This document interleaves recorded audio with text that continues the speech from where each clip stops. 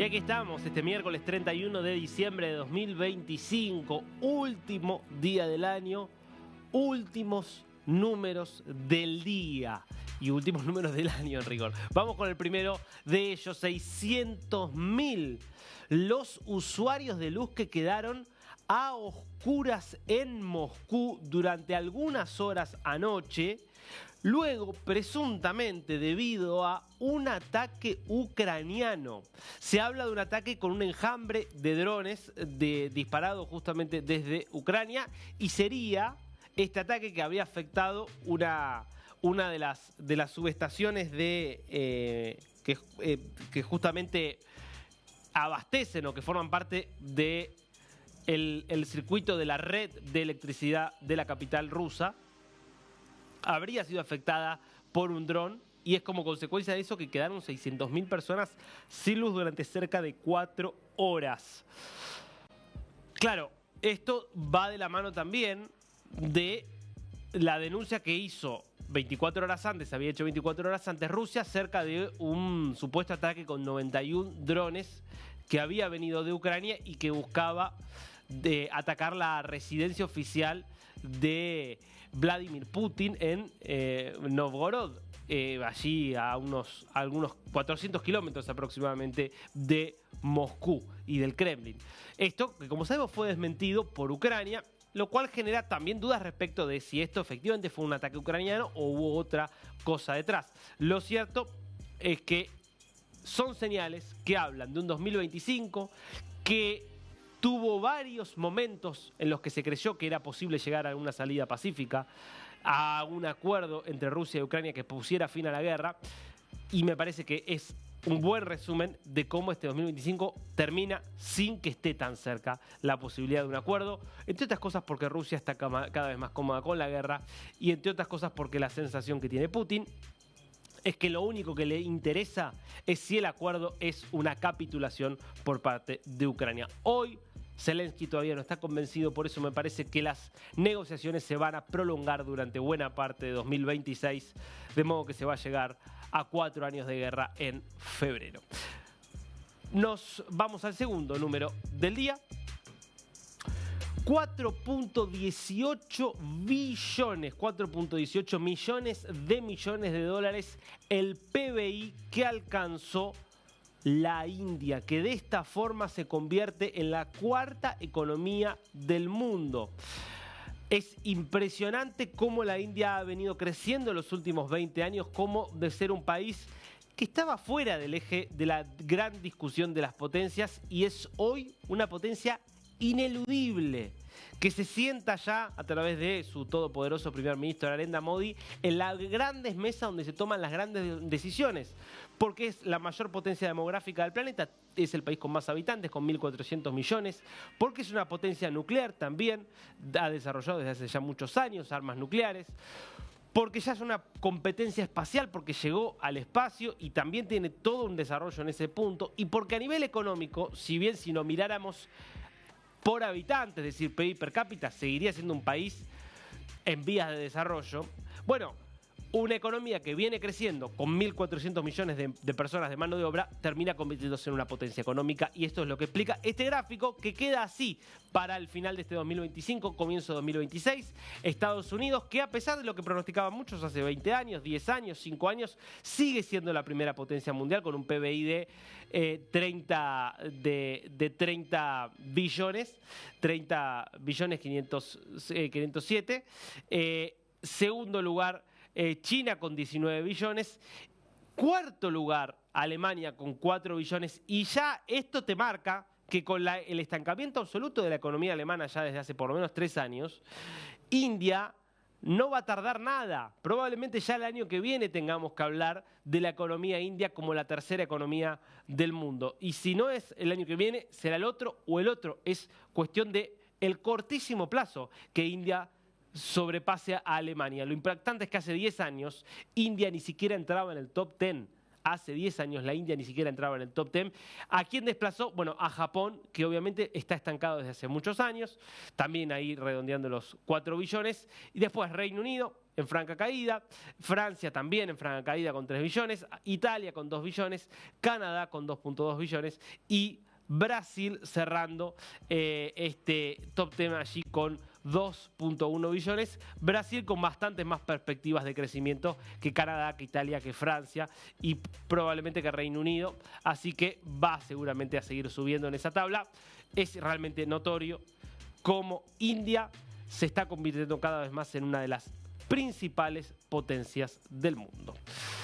Nos metemos ahora con las caras, las últimas caras que estaremos repasando en este año 2025 y la primera es la de José Antonio Ocampo, ex ministro de Economía de Colombia. Fue el primer ministro de Hacienda que tuvo Gustavo Petro cuando Petro había presentado un gabinete bastante moderado que buscaba cumplir algunos de sus objetivos de cierta distribución, pero sin romper las reglas, manteniendo ciertos esquemas razonables, y por eso había elegido un hombre como José Antonio Ocampo, de experiencia de gobierno incluso en ciclos anteriores, alguien muy respetado. Bueno, nada que ver a cómo termina Gustavo Petro, este gobierno que está transitando sus últimos meses, ya totalmente volcado hacia una visión mucho más bolivariana de la economía y de la política. En ese contexto, obviamente Ocampo fue muy crítico del aumento del salario mínimo ordenado por el presidente del 23%, un aumento en términos reales de 18 puntos, que difícilmente no tenga consecuencias inflacionarias en términos de empleo, etc. Veamos lo que publicaba Ocampo y después vamos a ver la respuesta de Petro. A pesar de que el inesperado y elevado aumento del salario mínimo tendrá efectos positivos para una décima parte de los trabajadores colombianos y aumentará la demanda agregada, sus efectos negativos serán complejos de manejar. En primer término, se agrega a los costos laborales que genera la reforma laboral. Recordemos que ya viene de esto, Colombia, lo cual tendrá efectos sobre el empleo formal en un contexto en el que casi la mitad de los trabajadores urbanos colombianos y más del 80% de los rurales son informales.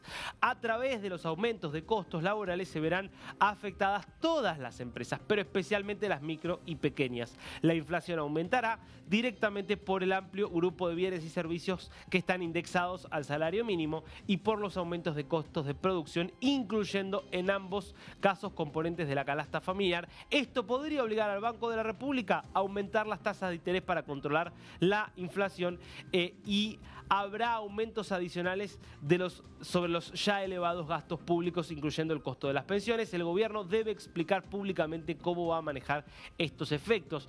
Acá lo que dice Ocampo es lo que dice un economista profesional. No hay mucha vuelta.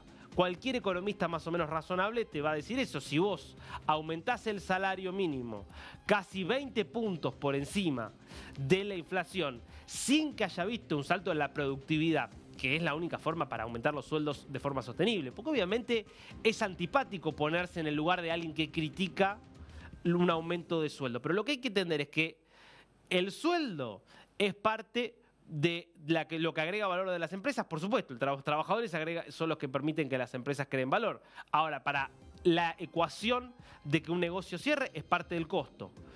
¿Cuándo se puede asumir entonces un mayor costo? Cuando ese trabajo agrega más valor. Entonces hay un salto del valor, las empresas venden más o venden lo mismo pero a menor costo y entonces pueden compensar eso a través de un aumento del salario. Así han crecido los distintos países del mundo y así crecen las empresas que pagan buenos salarios. No por decreto, sino es lo de Chávez que veíamos ayer, que sabemos cómo termina. Bueno, ¿cuál fue la respuesta del presidente? Señor Ocampo, ahí está. Señor Ocampo, estoy seguro que su recomendada, con la que me engañó intelectualmente, votará por subir sustancialmente la tasa de interés. Claro, se está hablando de la presidencia del Banco Central, del Banco de la República. Problema, su recomendada y los otros miembros de la Junta que votan con ella, todos uribistas, tienen diagnóstico equivocado de la inflación en el caso colombiano, que no les interesa corregir. La inflación en Colombia tiene causas estructurales, no monetarias. Usted leyó a Keynes y sabe que una inflación se debe a causas de exceso de liquidez monetaria, pero también a causas de barrera a la oferta ante el incremento de demanda agregada, incremento que crecerá mucho en Colombia el año entrante, no poco como usted dice, porque el salario vital familiar arrastra el ingreso hacia arriba, tanto de trabajadores formales como informales. Estos, la mayoría campesinos y peones, pueden ampliar sus ventas si tienen tierra productiva. Bueno, y sigue obviamente desarrollando justamente hablando sobre esto, y dice después, ¿no? Si quiere el origen de la inflación en Colombia, no en otros países como en Venezuela, es por exceso de liquidez y destrucción de la agricultura al especializarse en su boom exportador, el petróleo. Bueno, en fin, varias cosas que deja esto de Petro. Me parece sí interesante cómo el presidente colombiano habla de una especie de falta de honestidad intelectual, con la que usted me engañó intelectualmente. La verdad es que en todo caso, si hubo un engaño en este sentido, es que Petro ganó las elecciones prometiendo moderación, y por eso estaba Ocampo en su gabinete, y termina convirtiéndose en lo que muchos de sus críticos creían que iba a ser, y es un intento de llevar adelante un proyecto de tipo chavista en Colombia. Veremos cómo ese proyecto termina y sobre todo veremos si tiene el aval de la población o no, porque tal vez muchos colombianos quieren ir hacia eso y por eso terminan votando en mayo a las opciones del oficialismo. Segunda cara del día. Alejandro Caloni, impactante este caso, que habla muchas veces del estado de la diplomacia en muchos países, en este caso en la República Argentina, del estado de los diplomáticos de carrera y del nivel de ideologización perversa de muchos diplomáticos de carrera. Era cónsul en Siria, o sea, empleado diplomático de la Argentina en Siria. Mira lo que publica, o en realidad, a qué publicación desde un perfil público de él le da me gusta.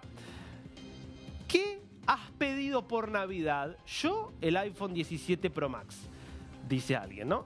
Y yo, fuegos artificiales para Israel. Es decir, mi pedido para Navidad es que destruyan al Estado de Israel o que lo bombardeen y traten de destruirlo. ¿Quién le da me gusta? Ale Caloni. Y vas a ver ahora la cuenta de quién es Ale Caloni. Alejandro Manuel Caloni, Cancillería Argentina, Embajada Argentina en República Árabe Siria. Este es el perfil profesional, pero en su perfil personal, acá lo puedes ver, Alejandro Caloni, argentino en Medio Oriente, rescatista, protesto contra toda conclusión definitiva. Y obviamente ves que sigue la cuenta Absen, que es básicamente la asociación que nuclea a los diplomáticos de carrera en la Argentina. ¿Qué resolvió el canciller Pablo Quirno? Obviamente, como no podría ser de otra manera, en un gobierno que tiene frente al Estado de Israel la posición que tiene el gobierno de Milei, hace minutos di la instrucción para iniciarle acciones sumariales al secretario Alejandro Caloni de Cancillería Argentina, que trabaja en la Embajada Argentina de la República Árabe Siria. También he dispuesto su traslado inmediato a la República Argentina. Acá hay que agradecerle a Caloni que él por lo menos tuvo la torpeza de darle me gusta a una publicación y nos permitió saber a todos que es un antisemita redomado. Lo grave es que hay muchos que probablemente son más inteligentes. Hay muchos que son funcionarios de carrera en la embajada, en la Cancillería Argentina, que probablemente piensan igual que él, que creen que al Estado de Israel hay que destruirlo y que defienden, entre comillas, la posición de Argentina ante el mundo con ese marco en la cabeza. Evidentemente algo se ha hecho mal en la formación de los diplomáticos argentinos para que esto sea posible. Por suerte, ahora desde la Cancillería, por lo menos este tipo de gestos resultan inaceptables y tienen consecuencias.